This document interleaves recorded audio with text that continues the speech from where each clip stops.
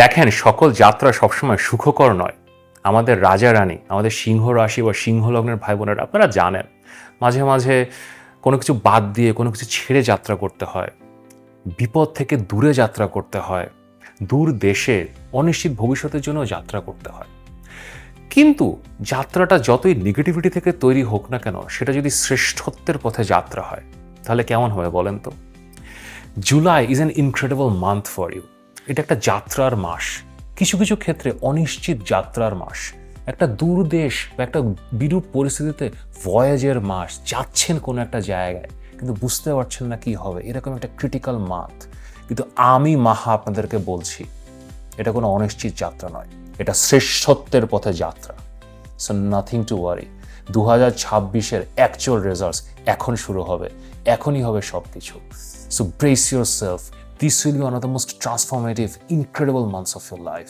So চলেন এখন এই ইনক্রেডিবল জুলাই আপনাদের শ্রেষ্ঠত্বের পথে যাত্রার কথা শুনি, জুলাই মাসের রাশিফল। তো এখন ভিডিওটা শেষ পর্যন্ত দেখেন এবং ভিডিও শুরু করার আগে লাইক করেন, সাবস্ক্রাইব করেন।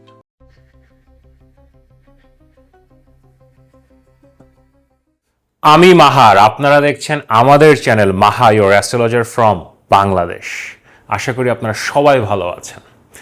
আমার ফেসবুক এবং ইউটিউব মিলিয়ে অলমোস্ট 1 লাখ ফলোয়ারের আপনারা সবাই হয়তো গত কয়েকদিন আমার সাথে যোগাযোগ করার চেষ্টা করেছেন এবং সবার একই প্রশ্ন যে ভাই, বৃহস্পতি তো তুঙ্গে গেছে কিন্তু কিছু তো হচ্ছে না। আমার পুরো টিম আমরা পাগল হয়ে গেছি। একই প্রশ্ন সবার কাছ থেকে।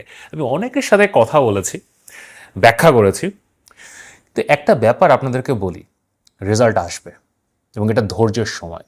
এবং বিশেষ করে জুলাই মাস, আমি জুলাই তারামণ্ডলে যাচ্ছি, জুলাই মাসে আসলে ধৈর্য ধরতে হবে। জুলাই মাসে গ্রহ নক্ষত্রের খুব বেশি নড়াচড়া আসলে নেই। প্রথম মেজর যেই ঘটনাটা ঘটছে সেটা হচ্ছে জুলাই মাসের 4 তারিখে শুক্র বা ভিনাস সে কর্কট রাশিতে গুরুর থেকে বের হয়ে, বৃহস্পতি থেকে বের হয়ে সে সিংহ রাশিতে ঢুকছে এবং কেতুর সাথে যোগ দিচ্ছে। এর একটা অত্যন্ত জটিল কম্বিনেশন। আমি কথা বলবো রাশিফলে এগুলো নিয়ে, কিন্তু এটা আসলে গোপনীয়তারই combination, ধৈর্যেরই combination.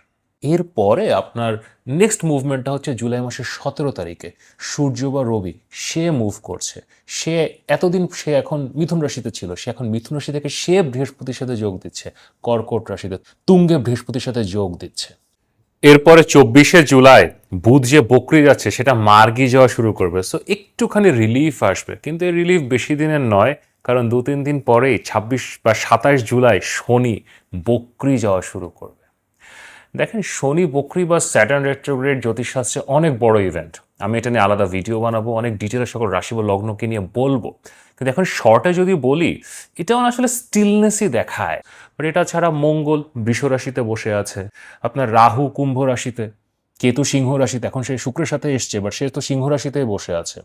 So overall this is a month of stability, month of planning, পিছনের জিনিসগুলোকে কন্টেমপ্লেট করা, রিঅ্যানালাইজ করা। এবং বৃহস্পতি আপনাকে জুন মাসের 26 ও 27 তারিখে যে ডিরেকশন দিয়েছে সেটা সম্বন্ধে চিন্তা করা এবং সামনের পরিকল্পনা করা।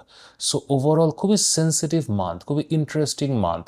তো এখন আপনাদের জন্য কি হবে, কোন দিকে যাবেন, কি করবেন, এই সব কিছু নিয়ে চলেন দেখি আপনার রাশি বা লগ্নের জন্য জুলাই মাসের রাশিফল।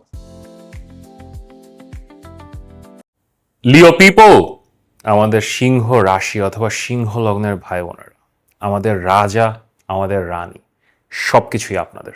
Everything belongs to you. কেমন আছেন আপনারা?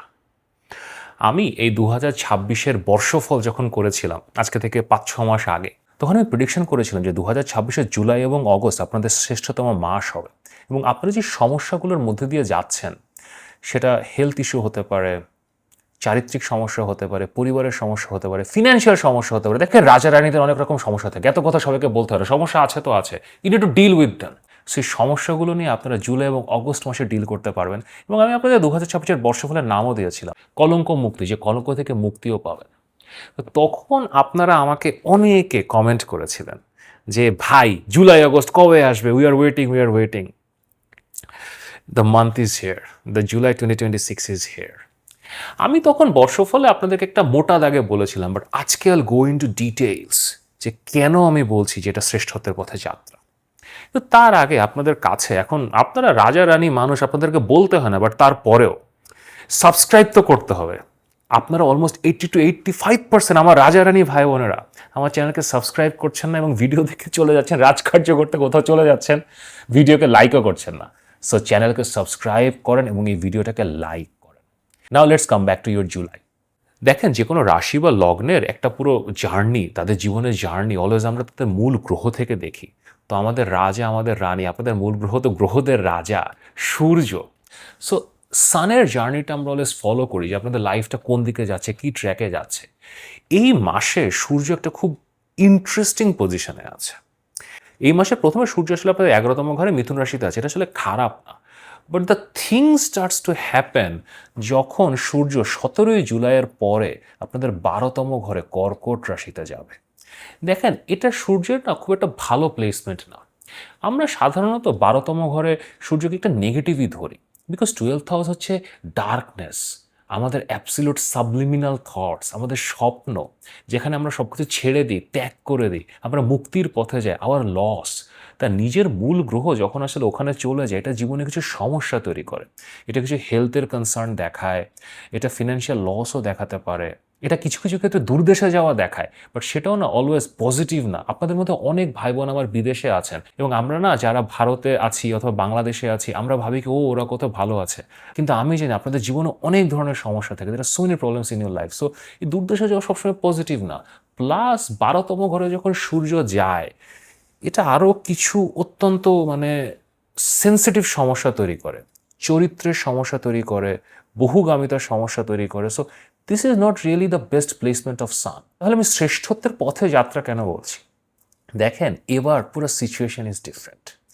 এখন সূর্য যখন আপনাদের 12তম ঘরে কর্কট রাশিতে যাচ্ছে, ওখানে তার বৃহস্পতির সাথে দেখা হচ্ছে, সে তুঙ্গে অবস্থায় বসে আছে। That changes everything, because now sun actually gets that boost.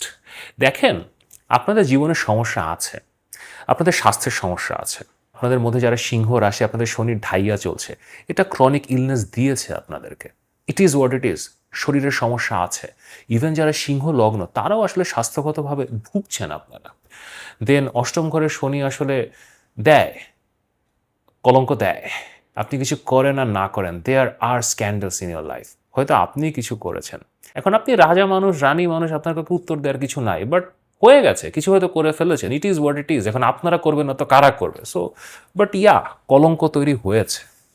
দেন টাকা পয়সার দিক থেকে বলেন, অষ্টম ঘরের শনি টাকা পয়সার জন্য এতটা ভালো না, কিছু প্রবলেম দেয়। দেন লগ্নে কেতু বসে আছে, আপনি আসলে ওই ফিনান্সিয়াল ম্যানেজমেন্ট, প্ল্যানিং, ডিরেকশন এগুলো বুঝতে পারছেন না রাইট নাও। এখন আপনি রাজা রানী, রাজমুকুটও আছে, কিন্তু ঠিক মাথাটা কাজ করছে না। So it is a difficult phase. Then সপ্তম ঘরে রাহু খরচ বাড়িয়ে দেয়, প্রচণ্ড খরচও হয়েছে আপনাদের।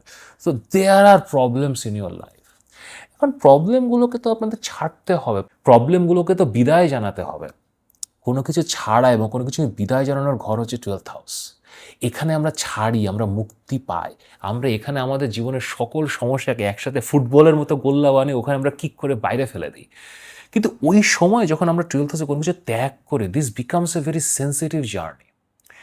এখানে আমাদের অনেক বেশি লস হয়ে যায়। কতটুকু ছাড়তে হবে, সৃষ্টিকর্তা কতটুকু নিয়ে যাবে, আমরা সবসময় প্রেডিক্ট করতে পারি না। সো 12th হাউস নিয়ে খেলা করানো ইজ ভেরি ডিফিকাল্ট। এখানে কেউই আসলে না জিততে পারে না, বিকজ আপনি হয়তো ভাবছেন যে এতটুকু করলে হবে, কিন্তু যে দেখলেন না সবটুকুই দিয়ে দিতে হবে, হয়তো রাজ মুকুটও দিয়ে দিতে হচ্ছে। So that's why this is a critical thing. But এই সময় আপনাদের এখানে বৃহস্পতি বসে আছে তুঙ্গ স্থানে, এবং আপনাদের যে বৃহস্পতি 12তম ঘরে গেছে, আমি এটা নিয়ে ভিডিও বানিয়েছিলাম, অলৌকিক ক্ষমতা। এটা আপনাদেরকে ওই একটা ইনস্টিংক্ট দিচ্ছে। আপনারা স্বপ্নের মধ্যে অনেক কিছু দেখছেন, স্বপ্নে যাওয়ার দরকার, আপনার ইনটিউশন দিয়ে অনেক কিছু ফিল করছেন। দেন বৃহস্পতি আপনাদের অষ্টম ঘরের অধিপতি, অষ্টম ঘরের অধিপতি যখন 12তম ঘরে যায়, এটা বিপরীত রাজযোগ তৈরি করে। বিপরীত রাজযোগ আসলে কি?